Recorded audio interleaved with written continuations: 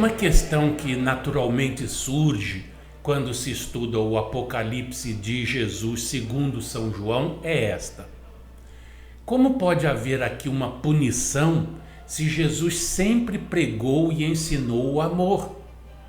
Realmente, a história do Mestre narrada no Evangelho nos leva a pensar assim, pois Jesus jamais se filiou à violência, havendo até mesmo quem negue o fato da expulsão dos vendilhões do templo por enxergar nele um ato de violência e não ser Jesus afeito a esse tipo de atitude.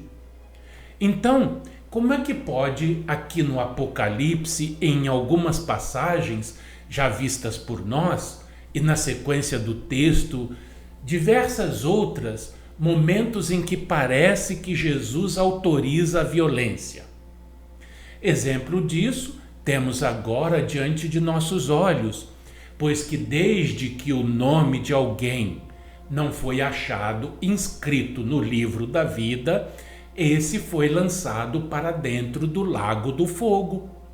Bom, esse assunto fica por enquanto interrompido para que possamos concluí-lo no momento adequado. Mas vocês podem ir pensando a respeito dele. Foi por isso que já o apresentamos. Seguindo no nosso estudo, vejamos a execução da sentença. Os ímpios hão de ser punidos segundo as suas obras. A Escritura declara que serão recompensados segundo os seus atos. É evidente que se tem em conta, como parte do castigo de cada um, o grau de sofrimento que há de suportar. Há, portanto, o grau de castigo dos ímpios. Pergunta-se: como é que é isto? Recordemos a passagem do Evangelho de Jesus segundo Lucas, em seu capítulo 12, versículos 47 e 48. Aquele servo, porém, que conheceu a vontade de seu senhor e não se aprontou, nem fez segundo a sua vontade, será punido com muitos açoites. Aquele, porém, que não soube a vontade do seu senhor e fez coisas dignas de reprovação, levará poucos açoites. Mas àquele a quem muito foi dado, muito lhe será exigido. E àquele a quem muito se confia, muito mais lhe pedirão.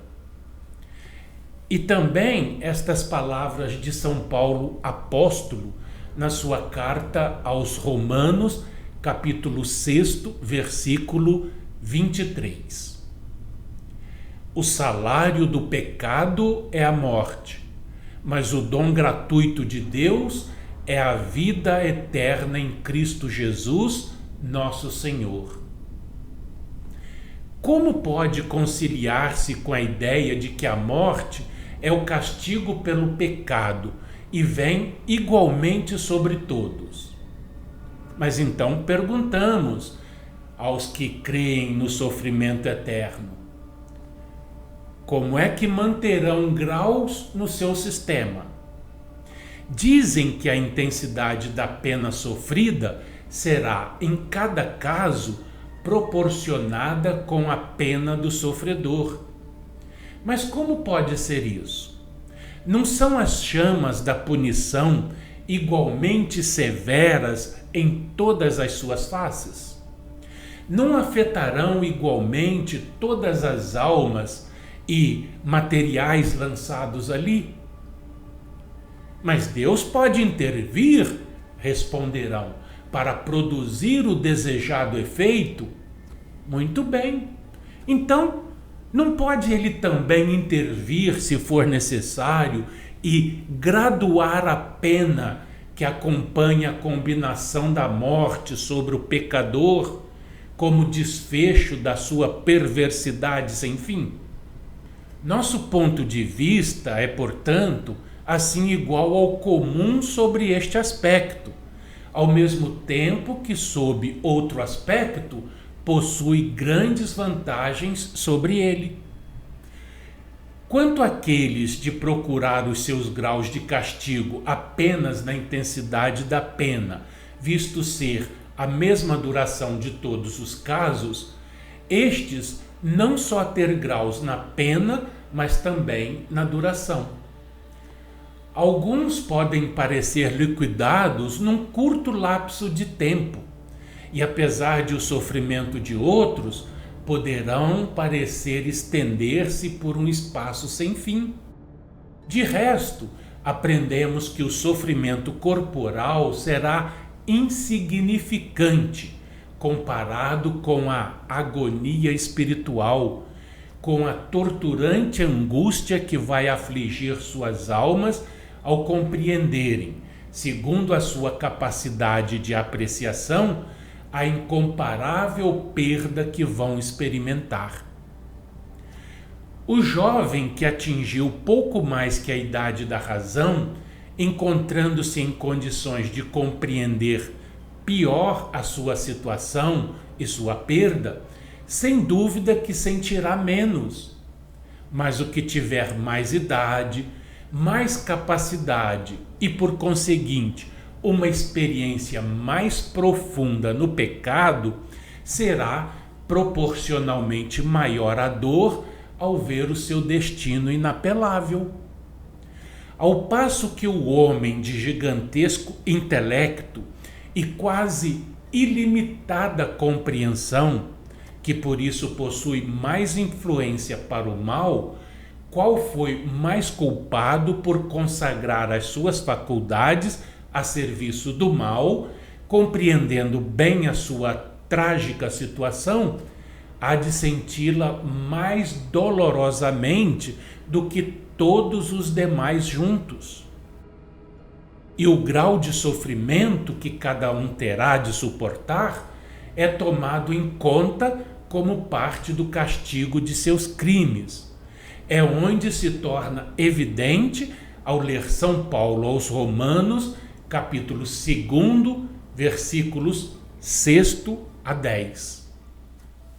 O apóstolo dos gentios, falando aqui do futuro juízo de Deus, diz: o qual recompensará a cada um segundo o seu procedimento. É o mesmo que dizer segundo as suas obras, a saber, a vida eterna aos que, com perseverança em fazer o bem, procuram glória, honra e incorrupção. Mas a indignação e a ira de Deus aos que são contenciosos, desobedientes da verdade, escravos da depravação. Tribulação e angústia sobre a alma do homem que faz o mal, primeiramente judeu, depois grego. Glória, honra e paz a todo aquele que pratica o bem, ao judeu primeiro e também ao grego.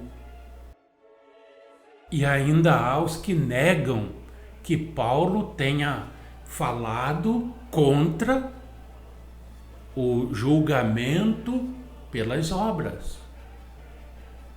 Tenha falado contra as obras a favor único e exclusivamente da graça. Fazer o quê, não é? Um fraternal abraço a todos.